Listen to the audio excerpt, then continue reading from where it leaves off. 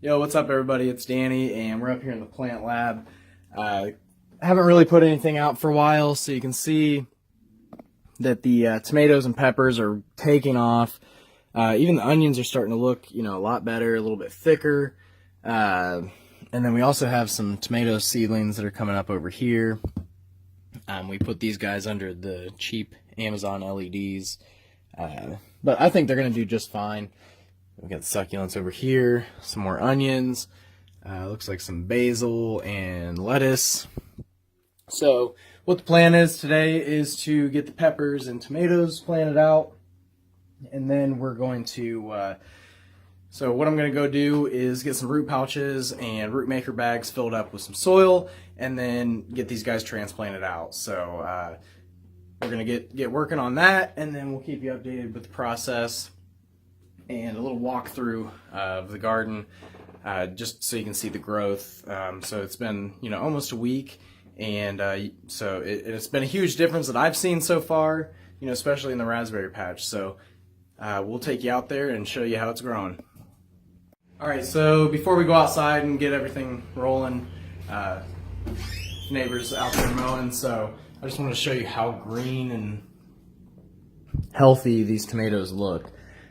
We gave them a little bit of fertilizer, just a couple times a week, low dosage, and use Seedlinger's Fert Elixir, which has some beneficial microbes and things like that.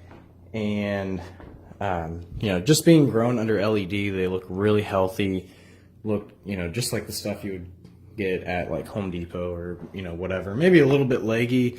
Like some of them are really tall, and I've just had them in this small tray for a long time, so gonna get them planted out, and then we'll kind of walk you through that. Alright, so out here we got the tomatoes, and then planted a bunch of strawberries over here. I haven't had much luck in the past with them, but we're definitely going to test it out. And then here we've got a wall planter that's made by Smart Pot. I got that at a trade show I was recently at. And I'm pretty excited. I actually have another bed that I'll show you a little later on down the line that's actually made by that company as well.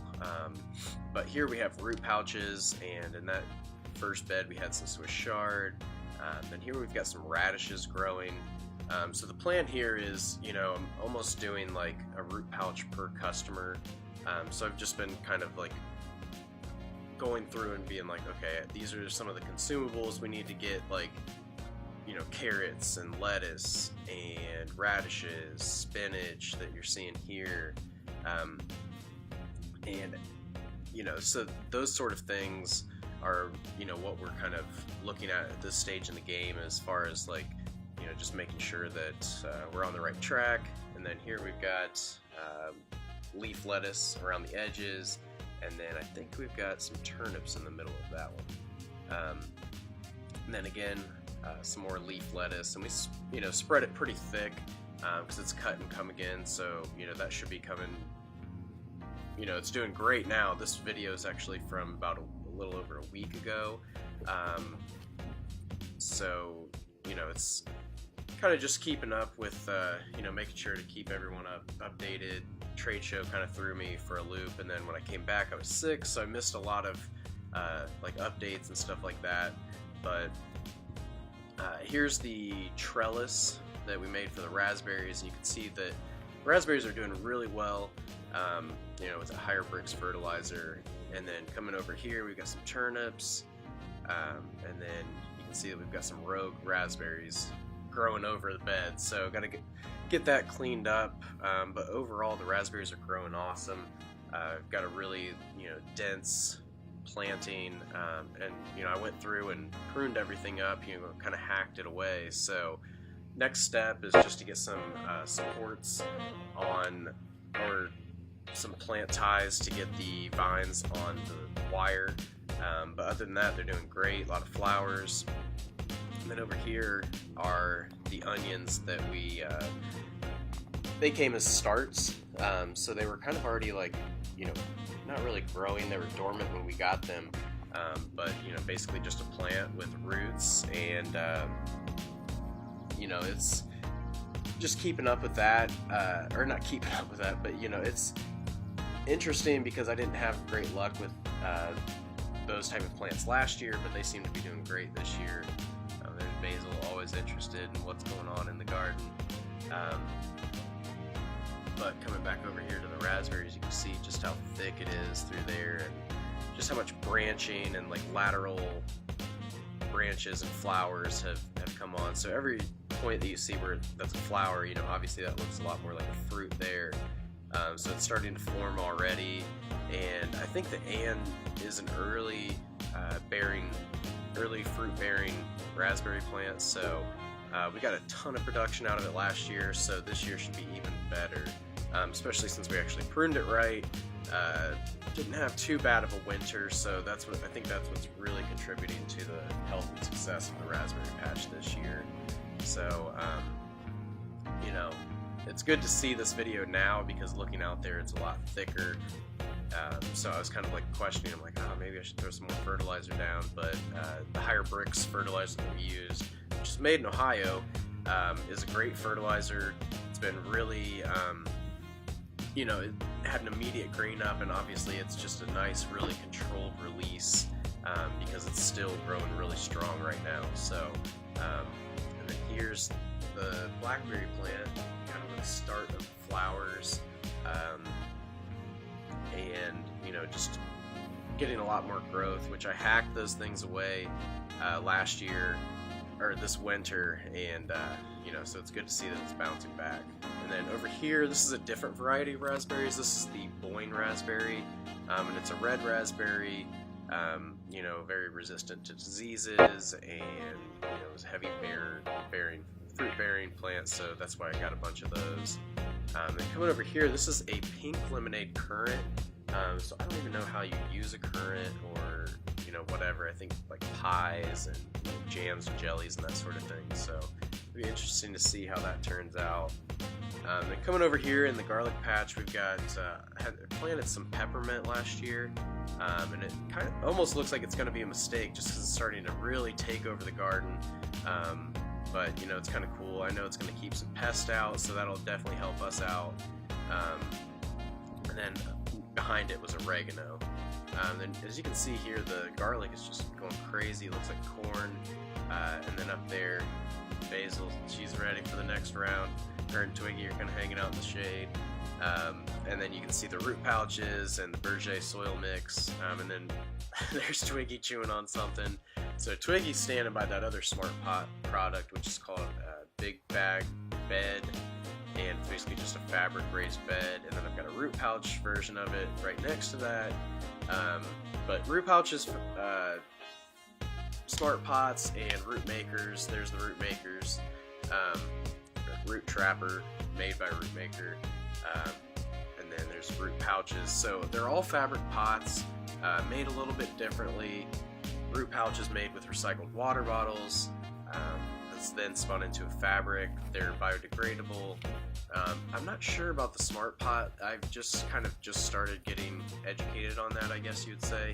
So, but obviously it's doing great because, you know, it looks great now with the radishes, the kale, and the spinach that we have growing in there. So there's the spinach, and so once you see the update that I'll post later on today, you'll see the true growth and just like how amazing this thing is actually doing. And same thing for the root pouch. That thing, it did fill up a little bit differently, so I don't know if I did it wrong or whatever, but it's growing great, so can't complain. Here we've got some more Swiss chard, and there's a cabbage plant in the middle of that. So those are the root pouches lining the fence, and then right next to that we've got the onions. These onions were planted from little mini bulbs, so sets rather than like actual bare root plants. And I think that they're doing great. You know, I've had a lot of luck with those in the past. Last year they did a lot better than the starts that I had. But you know, I think they're starting to even out in their growth. But you know, I just kind of wanted to test that out just to see, you know, what would grow better. Because that's what gardening is all about. It's just like testing things and like seeing what works better for you. Because not everyone's gonna have the same results. So, that's important to note too. And soil's different, everything's different. And over here, I've got something digging in my garden, which I'm pretty sure is a rabbit or a squirrel. So I'm gonna get some like some natural pest control, like some garlic clips in there. And then what we've got growing here is tomatoes, rogue tomatoes from last year, and it could be any variety: San Marzano, early pill hybrid, big boy. And then as you can see in these root pouches here, I've got a lot of stuff planted. So lettuces, Swiss chard, spinach, radishes. I think we put some turnips in some of them.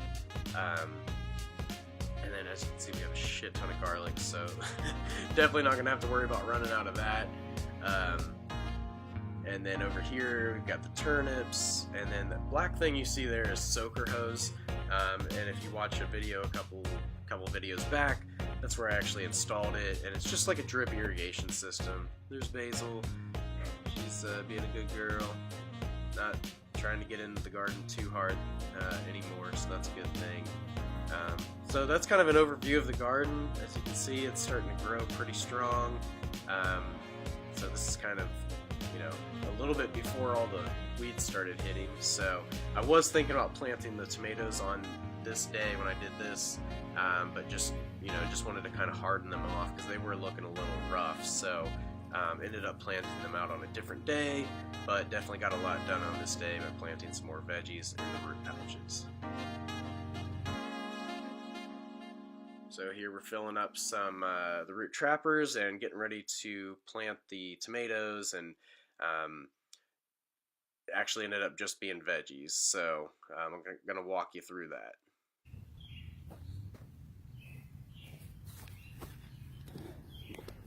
Alright, so I just got done filling up the root pouches and the root maker bags with the Berger soil mix, and then I mixed in on every other pot the silica sands that we used on our root pouches the other day, actually last week. And then so I did that on every other one, and then put a sample product that I got from the trade show I just attended of it's called Nutrigel. It has a fertilizer and helps hold some moisture. Has some micronutrients such as iron and some molybdenum. Kind of the same principles, and just has a lot, some of the micronutrients. The silica has a little bit more, so it'll be interesting to see how those two compare.